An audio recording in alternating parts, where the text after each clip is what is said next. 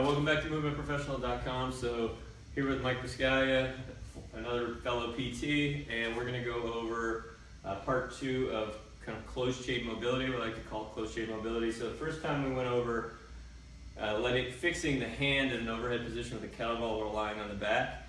So in this case, we're going to fix the feet and the hips into a deep squat pattern with assistance. And then we're going to just create some motion in the shoulder blades, in the hips, in the ankles around that fixed position.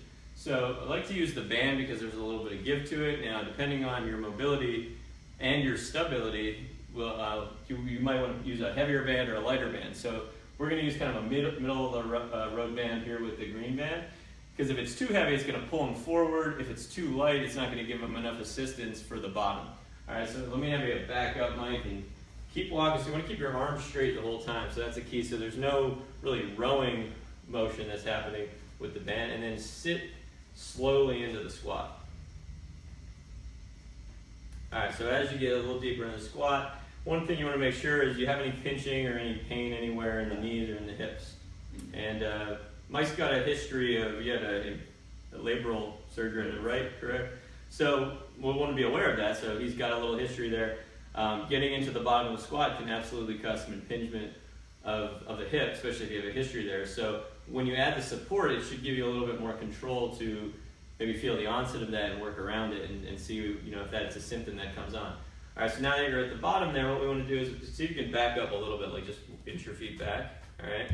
Does that feel like it's too much pull forward? So it's totally working grip endurance here too, by the way. So if that just gets to be the limiting factor, what you do is you just stand up, you walk back in, and then you reset. But so as Mike's down here, I want him to be comfortable in the bottom of the squat, and then I want to be able to do some motion from here. So first thing we'll do is we'll keep this stance, and then I just want you to retract your shoulder blades and just be tall. All right, so that the retraction in the shoulder blades is also going to couple with likely an anterior pelvic tilt a little bit, and a lumbar extension. All right, any pinching in the hips when you do that? Okay, so now just do the opposite. In this case, because the band's already pulling you, you just let yourself go. And now you're going to get protraction in the shoulder blades and a flexion through here. Now what that should do with the hip is actually open up the front of the hip, because it creates a little bit more of a posterior tilt underneath. So this is going to be like a better position for us to actually move the hips and move into the ankles from, okay? So from that position, now what I want you to do is just inch your feet a little closer together so that you're no more than shoulder width apart and you got a nice neutral foot position. All right, and I want you to create a little bit of a motion of the knee going over, or the right knee going over the right ankle, so you get into dorsiflexion there. All right, and then come back and shift to the left. All right, so now we can go into one ankle at a time. So we're also working weight shifting, but we're working on ankle dorsiflexion at the same time. Now come back to a more centered foot position, and then I just want you to reach your right knee out in front of your left. So you're going to get a sense that this right knee is coming a little bit forward, and then the left knee is going into the socket. All right, so that's going to work on sort of a relative flexion, abduction, and external rotation on the right, and then the opposite will be happening on the left. Okay, and then do the same thing here. All right, any pinching with that? You feel some movement happening there? Yeah. So now come back to neutral, and I want you to go into that retracted position, and now try to move this leg. Does it feel a little bit more limited? Yeah, so it's going to be, you're not going to be able to get nearly as much motion in the hip when you're in a more extended position. Doesn't mean that, again, when you have a load on your back in a squat, it doesn't mean you want to be rounded, because we don't want to necessarily create a lot of mobility. We want to have a lot of stability. But in this case, let yourself round again. We're trying to create mobility at the hips in a very specific manner. So we need to open that front of the hip, and that's going to always be better. Basically, you're moving the socket out of the way of the ball when you drop into a more rounded back position. Okay, so the detriment to the rounded back position is typically, what's that doing to the disc? Well, in this case, we're not really loading at all up through the bottom of the sit bones there. So there's not a compressive load here, so it's not something that we have to be too worried about in this case. Plus we're moving, we're creating different motions in the pelvis, so it's not a sustained load into that flexion. And we don't necessarily want to stay here too long. So I'm going to have Mike go there, and then I'll have you spread the knees and again lift the chest up a little bit more. All right, and then come back down in there. So we can now open the knees, and then as you try to close the knees, kind of get out of the way a little bit. All right, and let's open the knees again. and close the knees. All right, so we're working some abduction, adduction, internal rotation. Now walk your feet a little bit closer.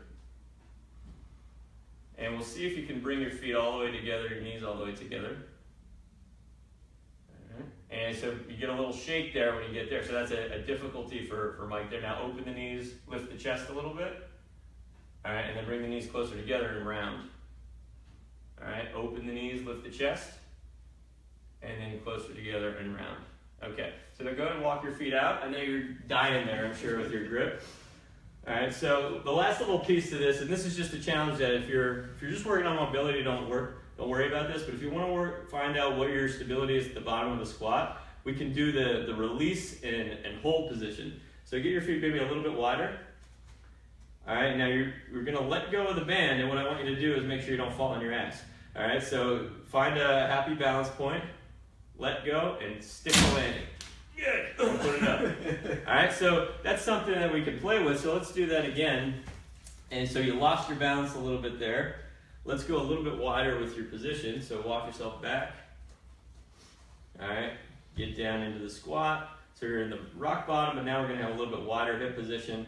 All right, so knowing that the movement's going to want to kind of knock them backwards when he lets go, we're going to want to bring the shoulders a little bit more in front of the torso. All right, now feel the tension in the core, in the lower belly. Pre-tension that, now let go, see if you can stick that landing. Good, all right? So what that should do immediately is give you stability and strength exactly where you need it to be at the bottom part of your squat. Now, if you don't have the mobility, you might not be able to get there, and you may fall over. So it's something that you just have to test, and if you're not really comfortable, this is a new movement to you, don't play with that. But I find a lot of value in that because it really helps me understand what I have to facilitate when I'm in the bottom of the squat, not to compensate and have my knees buckle in or have my back round. I really got to work this lower core to get me to come out of the bottom of the squat with a good torso position. All right, so that is closed chain mobility using an assisted deep squat. If you have any questions, you go to movementprofessional.com. See you next time. Thanks, Mike.